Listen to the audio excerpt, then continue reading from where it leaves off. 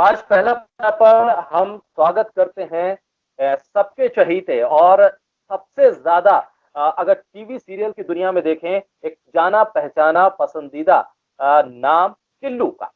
जी हाँ, टिल्लू जिसे दुनिया टिल्लू के नाम से जानती है, लेकिन हम उन्हें सैयद सलीम जैदी के नाम से जानते हैं। सैयद सलीम जैदी, टिल्लू, आपका हम एक बार फिर इस्तकबाल करते हैं, क्योंकि आप जो टीवी सीरियल्स में गुर्दे छील रहे हैं वो तमाम चीजें तो दुनिया देख रही है, लेकिन इस एक्टर के पीछे एक बेहतरीन क्रिकेटर भी छुपा हुआ है। स्काउट गाइड रोवर रेंजर की दुनिया भी मुझे पता है, जहां से आप जुड़े रहे, वहां आपने बहुत बेहतरीन काम किया। एक ऑलराउंडर के तौर पर आपकी एक बेहतरीन पहचान है, और जिस तरह की एक्टिविटी में आप जुड़े रहे उसे दुनिया कहीं ना कहीं इस वक्त नहीं देख पा रही है, क्योंकि आप ने एक जो पहचान बनाई है एक एक्टर के तौर पर, अपना लोहा मनवाया है, वो उसको दुनिया इस वक्त देख रही है, सराह रही है, पसंद कर रही है। बड़े बड़े एक्टर्स के साथ आपने फिल्मों में भी काम किया, टीवी सीरियल में भी आपकी पहचान है, तमाम एड्स में सलीम जैदी इस वक्त दिखाई दे रहे हैं। सलीम, बात करें रामपुर के वक्त की, जब कॉलेज का जमाना था और ग्रेजुएशन के दौर से हम शुरू करते हैं, वो दौर किस तरह से आप उस दौर को देखते हैं आज जिस मुकाम पर आप खड़े हैं, वहां से रामपुर की उन गलियों से निकलने के बाद मुंबई तक का वो सफर, किस तरह से आपको उन तमाम चीजों की याद आती है? क्योंकि एक बड़ा मुश्किल सफर होता है एक छोटे से शहर से निकलकर एक्टिंग की, सितारों की और सपनों की दुनिया मुंबई में अपनी एक पहचान बनाने की। यहाँ पर शाकिर, अगर कॉलेज की बात करूं तो उस टाइम मेरे सर पर सिर्फ क्रिकेट का भूत सवार था। मुझे तब पता नहीं बिल्कुल। था कि मैं एक्टर भी बन पाऊंगा, क्योंकि चारों तरफ क्रिकेट की वाहवाही थी, अखबारों की सुर्खियों में थे, बॉलिंग भी अच्छी, बैटिंग भी अच्छी, और अपना क्लब से भी खेलते थे, बाहर के क्लब भी हमें बुलाकर लेके जाते थे। और घर में माशाल्लाह से बड़ी इज्जत थी, क्योंकि वालिद साहब टीचर रहते थे और सुबह का न्यूज़पेपर पढ़ते थे और लिखा होता था कि सलीम जैदी ने आज 40 गेंदों में 60 रन बनाए, तो बड़ा खुशी महसूस होती थी। और रामपुर के ज्यादातर लोगों को लगता था कि मैं क्रिकेट में आगे जाऊंगा और शायद मैं इंडिया के लिए खेलूंगा, लोगों की ये सोच थी। लेकिन कहते हैं ना कि लाइफ में बहुत से चेंजेस आते हैं। जब मैं नॉर्थ जोन के लिए गया था खेलने के लिए शाकिर, तो वहां सेलेक्टर मौजूद थे, और हम मैंने प्री क्वार्टर में रन किए, क्वार्टर फाइनल में रन किए, सेमीफाइनल में रन किए। फाइनल में जब सेलेक्टर मौजूद थे, जहां पर इंटरनेशनल खिलाड़ी राकेश शुक्ला जी वहां पर मौजूद थे, तो वहां पर मैं 0 पे आउट हुआ ओपनिंग करते हुए, मतलब पहली गेंद पे 0 पे आउट। फिर पूरे साल मेहनत करी, फिर अगले साल गए, फिर इत्तेफाक से वही हुआ, 0 पे आउट। 2 साल लगातार रोहेलखंड यूनिवर्सिटी नॉर्थ जोन जब खेलने गया, 0 पे आउट हुआ। फिर मन से आवाज आई कि शायद ऊपर वाला कुछ और चाहता है। तो पापा से मैंने कहा कि पापा, मैं दिल्ली जाना चाहता हूँ, मास कॉम करूंगा, वहां कुछ अलग से कुछ करना चाहता हूँ। मुझे नहीं लगता कि क्रिकेट में शायद अब मुझे 2 बार 0 पे आउट हो जाना और फिर क्वार्टर में रन बनाना, सेमीफाइनल में और फाइनल में 0 पे आउट हो जाए। तो पापा ने कहा कोई बात नहीं बेटा, गो है, कीप इट अप। तो उन्होंने कहा जाओ। दिल्ली में हमारे भाई थे, बड़े भाई आदिल जैदी, उन्होंने खैर मकदम किया। उन्होंने बड़ी इज्जत से, प्यार से, एक बाप समान बड़ा भाई जो होता है, उन्होंने बहुत इज्जत से घर पे रखा और कहा कि बेटा जो तुम करना चाहते करो। तो मास कॉम करने लगे। मास कॉम करते करते थिएटर से ताल्लुक हो गया। तो फिर मैंने कहा मैं मास कॉम नहीं, मैं थिएटर करूंगा। बोले बेटा तुम थिएटर करो। मतलब अच्छी बात ये थी, भाई और पापा को ये पता था, जबकि टीचर रहे हैं, उन्हें ये लगता था कि बेटा ये सलीम जिधर जाएगा कोशिश करेगा, कामयाब होगा। तो थिएटर में दानिश इकबाल सर से मुलाकात हुई। वो उस टाइम ऑल इंडिया रेडियो में पैक्स थे, प्रोग्राम एग्जीक्यूटिव। तो वहां पर उनसे मुलाकात हुई। दारा शिको शो, एक थिएटर है दारा शिको, जो जहांगीर के बारे में तुमने पढ़ा होगा। दारा शिको 4 भाई थे, उसमें मैंने जहांगीर का किरदार किया था। तो वो लोगों को बहुत पसंद आया। लोगों की तालियां जब मिली तो मुझे लगा कि मुझे थिएटर करना चाहिए। और थिएटर करते करते साहिल लुधियानवी जब मैंने किया, तो वहां भाग मिल्खा भाग के casting director Dilip Shankar sir मौजूद थे। तो उन्हें मेरा तलफ्फुज, उर्दू का जो उच्चारण होता है, उन्हें बहुत पसंद आया और उन्होंने कहा कि तुम फिल्मों में काम करोगे। मैंने कहा जी सर। तो बोले एक ऑडिशन के लिए आ जाओ। तो मैं वहां ऑडिशन देने गया, तो सलीम पाकिस्तानी जर्नलिस्ट का किरदार मिला भाग मिल्खा भाग में। तो बस यहीं से मतलब कहना चाहिए कि पहिया घूम गया। फिर हमने सोचा कि जब फिल्म रिलीज हो रही है, तो जब ये रिलीज हो तो हमें मुंबई में होना चाहिए। तो हमने पापा से कहा कि पापा हम मुंबई जाना चाहते हैं। तो उन्होंने कहा नस्रुम मिनल्लाहि फतहुन करीब, की बेटा जाओ, कामयाबी तुम्हारे कदम चूमेगी। और वहां गए और 2014 में हमें मिला सबसे बड़ा ब्रेक, अमिताभ बच्चन सर के साथ हॉट सीट पर जब बैठे और पूरे रामपुर में, पूरे मतलब उत्तराखंड में, अपने उत्तर प्रदेश में चर्चा हुई। और अमिताभ ने जब कहा आज खुश तो बहुत हो गए तुम, तो रियल में बहुत खुश हुए। चारों तरफ वाहवाही हुई।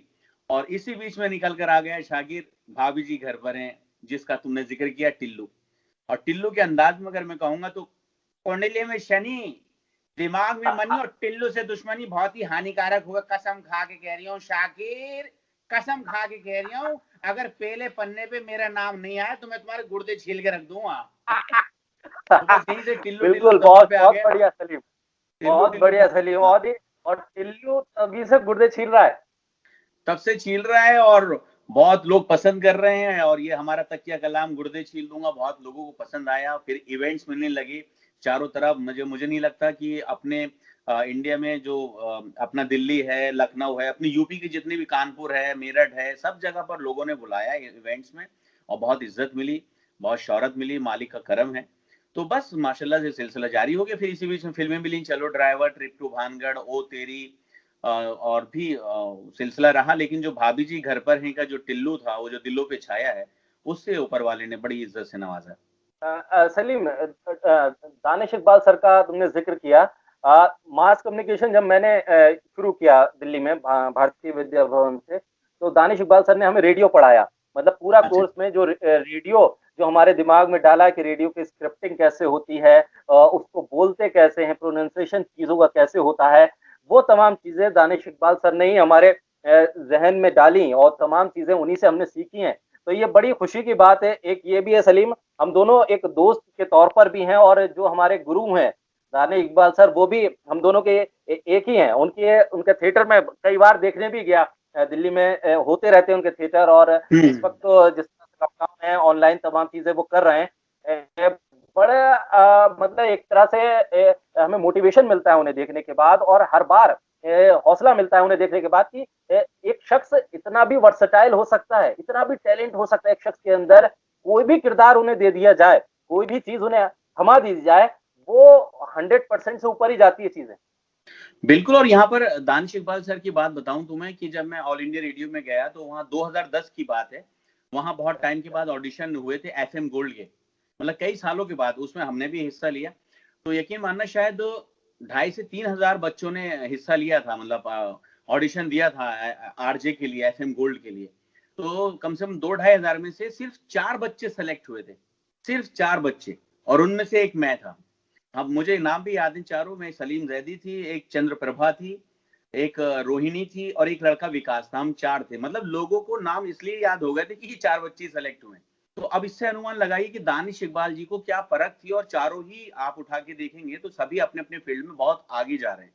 तो ये उनकी बिल्कुल। परख थी, उन्होंने पहचान थी, और उन्होंने कहा कि तुम थिएटर करते रहो, थिएटर करते रहो। मैं करता चला गया। उनके लिखे हुए मैंने दारा चिको किया, एक थी अमृता, उसमें चंडीगढ़ में मैं बहुत खुश नसीब हूँ। अगर दानिश इकबाल सर देखेंगे तो मुझे सबसे ज्यादा खुशी तब हुई थी जब मैं चंडीगढ़ में वहाँ का जो यूनिवर्सिटी है, पटियाला में कौन सी यूनिवर्सिटी, वहां पर हम करने गए थे।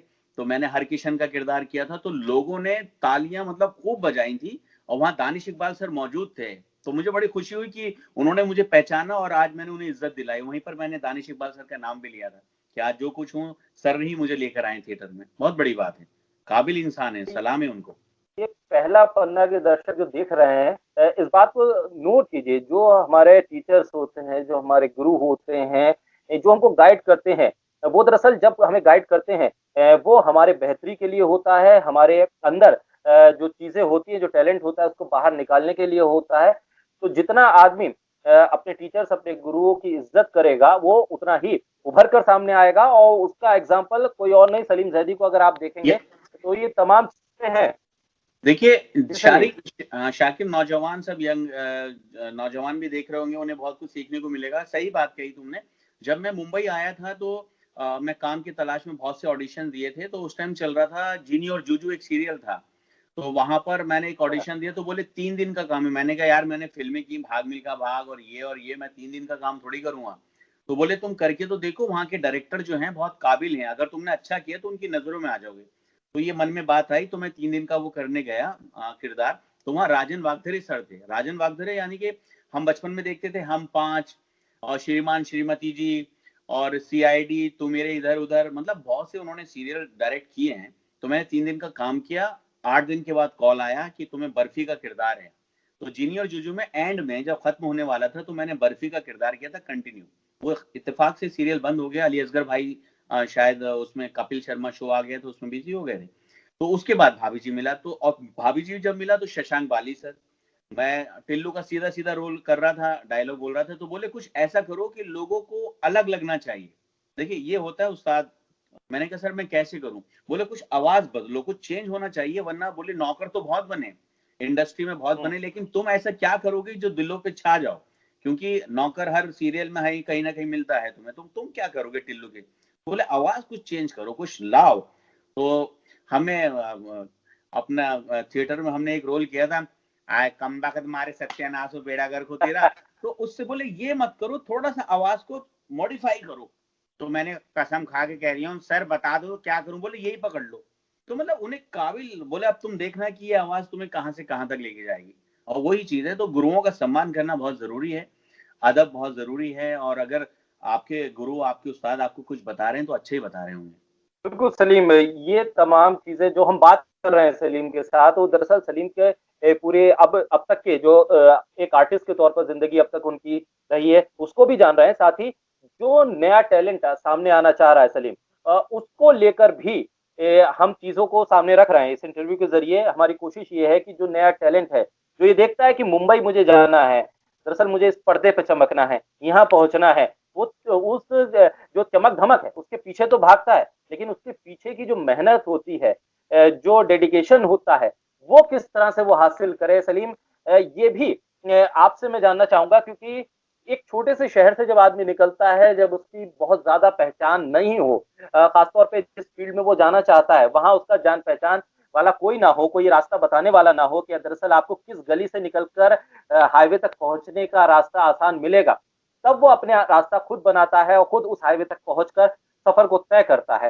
तो ऐसा शख्स जब लोगों को बताता है कि आपको करना क्या है, तो शायद एक मेहनत कम लगती है उन नए टैलेंट को उन तमाम मुश्किलों से गुजरने में। रामपुर जैसी जगह से निकलकर सलीम बाहर आना, जो आपने थिएटर किया वो कॉलेजेस और यूनिवर्सिटी के लेवल पर जो तमाम थिएटर किया वहां से आपने चीजों को सीखा, आप दिल्ली पहुंचे और वहां से आपने एक प्रोफेशनल एक्टर के तौर पर एक अपनी पहचान बनाने की शुरुआत की। लेकिन आज के वक्त में जो एक नया टैलेंट या जिसे कहें कि एक नई पीढ़ी जो एक्टर बनना चाहती है, वो जब निकल कर बाहर आती है, दिल्ली पहुंचती है या मुंबई जाती है, तो किन बातों को वो ध्यान में रखे, किन बातों से वो हतोत्साहित ना हो, परेशान ना हो, और किन बातों को देखकर वो अपने हौसले को बांधे, दरअसल वो भी बताते चलिए। और इस बात को हम फिर आगे की तरफ लेकर जाएंगे और ये समझने की कोशिश करेंगे कि जो दुनिया है, मुंबई जो नगरी है, वो कितनी चमकीली है और कितनी अंधेरी है। यहाँ पर शाकिर अगर नए टैलेंट की बात करें तो उनसे मैं इतना कहना चाहता हूँ कि शॉर्टकट ना अपनाएं। बहुत से लोग सोचते हैं कि हमें जल्द से जल्द मौका मिल जाए। अगर मैं यहाँ पर एक बात और भी कहूँ कि जो कुरान शरीफ है वो सिर्फ मुसलमानों की किताब नहीं है, वो यूनिवर्सल बुक है। जैसे कि अलहम्द हम सूरह फातिहा पढ़ते हैं, अल्हम्दुलिल्लाह रब्बिल आलमीन, तो ईश्वर जो है, खुदा जो है, जो हमने पढ़ा उसमें सिर्फ मुसलमानों का अल्लाह नहीं है, वो आलमीन का, सबका है। ऐसी कुरान शरीफ में एक आई है आयत, अल्लाह मा साबरीन, कि ईश्वर जो है सब्र करने वालों के साथ है। तो यहाँ पर क्या होता है, बहुत सी जो नया टैलेंट है वो आपा खो बैठता है। गर्ल्स जो होती हैं वो बहुत ज्यादा वरी हो जाती हैं कि माँ बाप बुलाने वाले हैं। बॉयज का ये रहता है जेब में पैसा खत्म हो गया, आप क्या करेंगे, कहाँ जाएंगे? क्योंकि मुंबई जो है बहुत खर्चीली है, यहाँ पर कहते भी है मुंबई पैसे वालों की है। तो यहाँ पे ये कहना चाहता हूँ कि आपके पहले तो आप अपने आप पे वर्कआउट कीजिए, अच्छे से मेहनत कीजिए, कभी भी शॉर्टकट मत अपनाइए। थिएटर करना है तो आप लगातार 2 4 5 साल थिएटर कीजिए और अपने आप को पहचानिए कि ऊपर वाले ने आपको ऐसी क्या खूबी दी है जो लोगों को भा जाए। क्योंकि ऊपर वाला किसी के साथ भी नाइंसाफी नहीं करता है, किसी ना किसी को कुछ ना कुछ इनाम से नवाजता है। बस इंसान को पहचानने की देरी होती है कि मेरे अंदर वो क्या खूबी है। जिस दिन वो पहचान लेता है, दुनिया के सामने लाता है। अब बात ये होती है उसने खूबी तो पहचान ली, लेकिन अब लोगों के पास जाए कैसे? अब यहाँ पर भी बहुत है, क्योंकि मुंबई जैसी जगह पर बहुत से फ्रॉड भी होते हैं, बहुत से ऑडिशन फेक होते हैं, बहुत से लोग गलत इस्तेमाल करते हैं गर्ल्स का या बॉयज का, किसी से पैसे ले लेते हैं, किसी से कंप्रोमाइज की बात करते हैं। तो यहाँ पर ये भी देखना है कि हमें किस गाड़ी में बैठना है, क्योंकि जिस गाड़ी में बैठेंगे वही गाड़ी हमें मंजिल तक पहुंचाएगी। तो आप सही लोगों को पहचानिए। आज के दौर में तो सोशल मीडिया है, ब्लू टिक का जमाना है, इंस्टाग्राम है, फेसबुक है, सोशल मीडिया है। तो आप अच्छे लोगों से जुड़िए, क्योंकि जो अच्छे लोग होंगे वो आपको सही रास्ता बताएंगे। तो बस नए टैलेंट को कुछ नहीं करना है, अपने ऊपर वर्कआउट करना है अच्छे से, अच्छे लोगों से लिंक बनाइए, अपने ऑडिशन पहुंचाइए, क्योंकि आज भी मुंबई इंडस्ट्री में ऐसे जौहरी मौजूद हैं जो आपको पहचान लेते हैं, क्योंकि कोयले की शक्ल में हीरा भी होता है शुरुआत में और कोयला भी होता है, पहचानना जौहरी का काम होता है। तो जब आप ऑडिशन दे के आते हैं तो वो पहचान लेता है कि अभी तो ये कोयला दिख रहा है, लेकिन वो फ्यूचर देख लेता है कि चमकने वाला हीरा है। तो वही वाली बात है कि इंसान को सब्र करे, अपनी मेहनत पर यकीन करे, ऊपर वाले का नाम ले, माँ बाप का आशीर्वाद साथ हो, और इंशाल्लाह कामयाबी जरूर मिलती है, ये मेरा मानना है।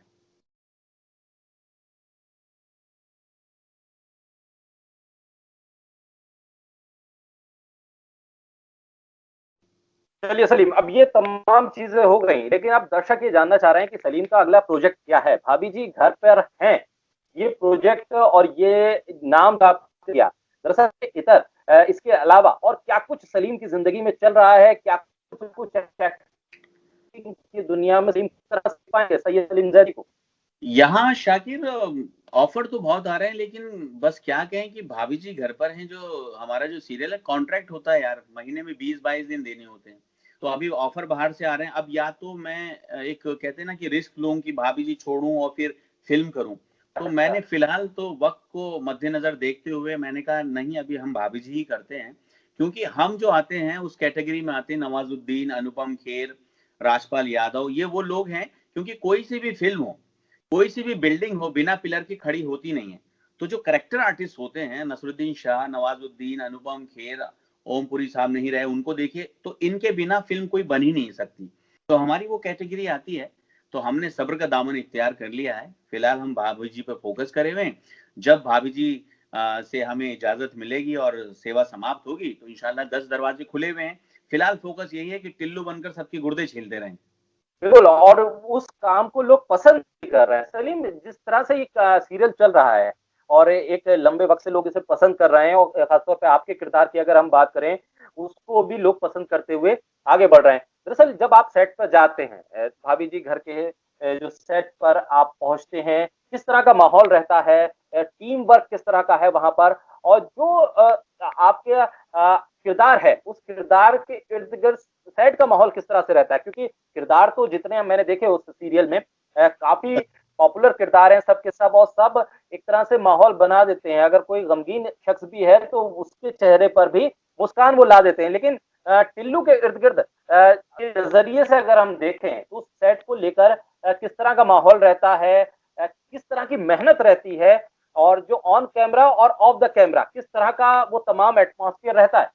इसमें शाकिर ऊपर वाले का शुक्र भेजना चाहूंगा, जो हमारी पूरी टीम है, भाभी जी के जितने भी आर्टिस्ट हैं, या फिर हमारा डायरेक्शन डिपार्टमेंट है या कैमरा डिपार्टमेंट है, बहुत ही अच्छे लोग हैं, बहुत ही काबिल लोग हैं, बहुत अच्छी अंडरस्टैंडिंग है।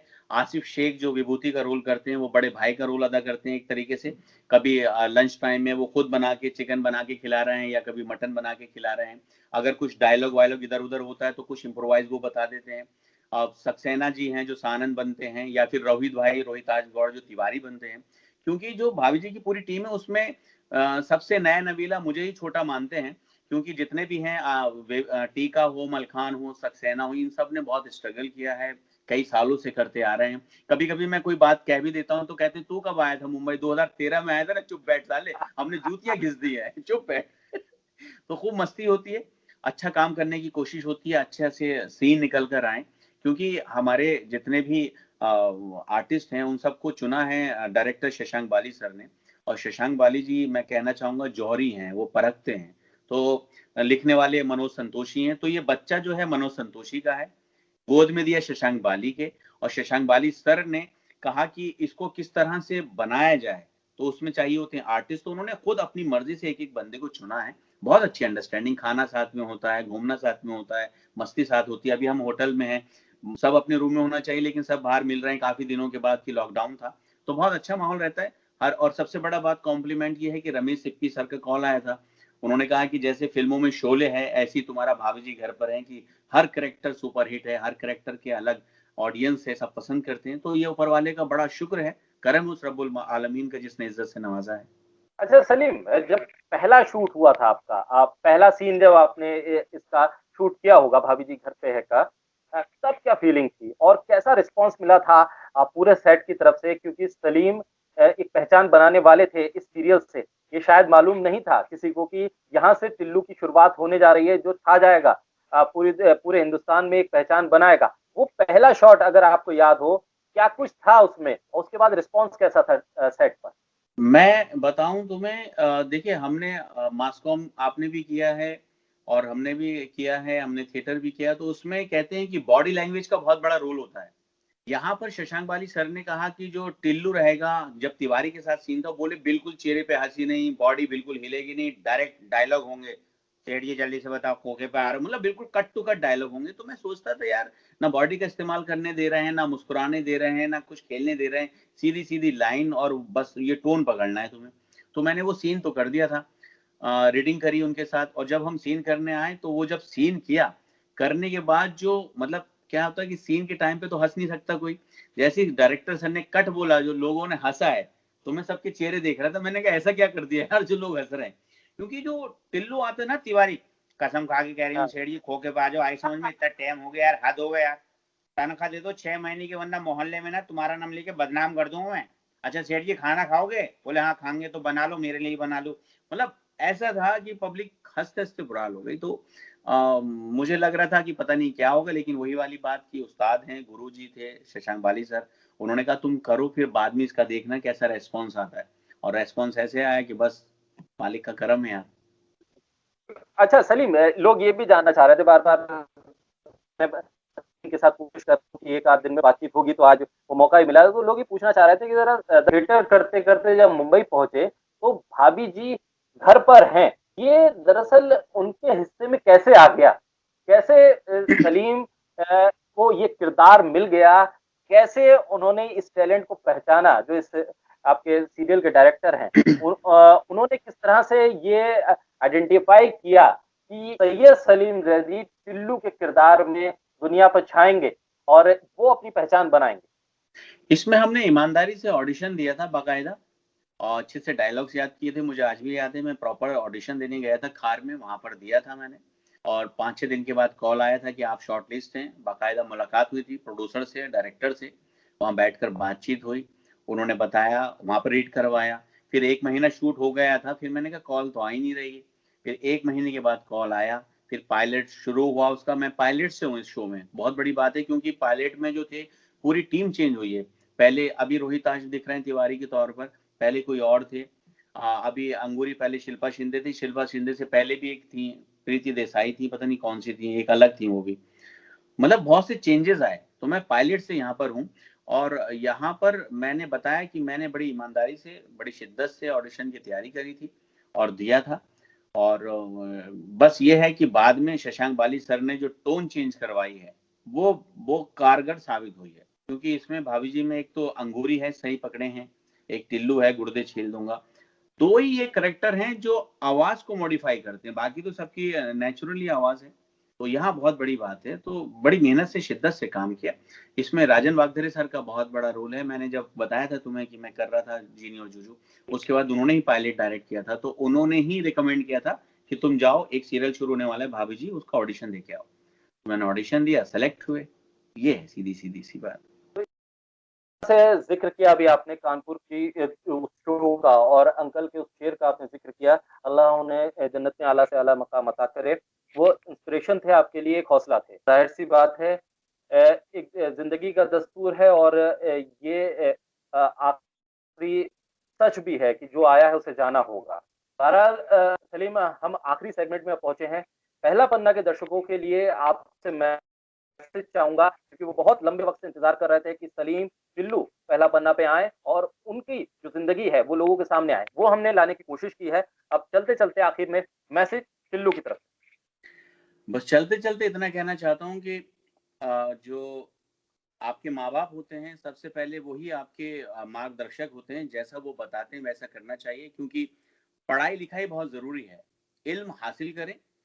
इल्म जब हासिल करेंगे तो कहीं ना कहीं आपको पहचानने की कुव्वत मिलेगी कि आपके अंदर कौन सी खूबी है, उस खूबी को पहचानिए और उस खूबी के हिसाब से चलिए। दूसरे को देखकर मत चलिए कि शाकिर क्या कर रहा है, सलीम रैदी क्या कर रहा है। ऊपर वाले ने हो सकता है कि शाकिर और सलीम से अच्छा टैलेंट आपको दिया हो, कुछ और करने का जज्बा दिया हो, तो पहले सबसे पहला सवाल का जवाब ये है मेरी तरफ से कि अपने आप को पहचानिए, एजुकेशन हासिल कीजिए और मत घबराइए, ऊपर वाले पे भरोसा रखिए, अपनी मेहनत पे भरोसा रखिए, जिस फील्ड में आप जाना चाहते हैं ऊपर वाले का नाम लेकर कूद जाइए। और जब तक आपको मंजिल नहीं मिलती है तो जिंदगी का हर दिन नया दिन समझिए, जिंदगी की किताब जो है आपकी उसका हर पन्ने को पहला पन्ना समझिए, कभी दूसरा पन्ना मत समझिए, कोशिश करते चले जाइएगा, इंशाल्लाह एक दिन कामयाबी आपको जरूर मिलेगी। और कसम खा के कह रही हूँ, अगर कामयाबी ना मिले तो आप टिल्लू के गुर्दे छील दियो, क्योंकि टिल्लू इस बात का गवाह है ये, मैंने खुद देखा है, मैंने किताबों में पढ़ा है, जो इंसान मेहनत करता है, मुशक्कत करता है, दिन रात एक करता है, तो ऊपर वाला उसकी किस्मत में अगर नहीं होता है फिर भी देता है। और दानिश इकबाल सर का एक बात, बहुत गहरी बात दानिश इकबाल सर की बात कहने जा रही है टिल्लू। दानिश इकबाल सर कहते थे भैये कि बदकिस्मती हमेशा उसी दरवाजे से दाखिल होती है जो हम खुद खुला छोड़ देते हैं।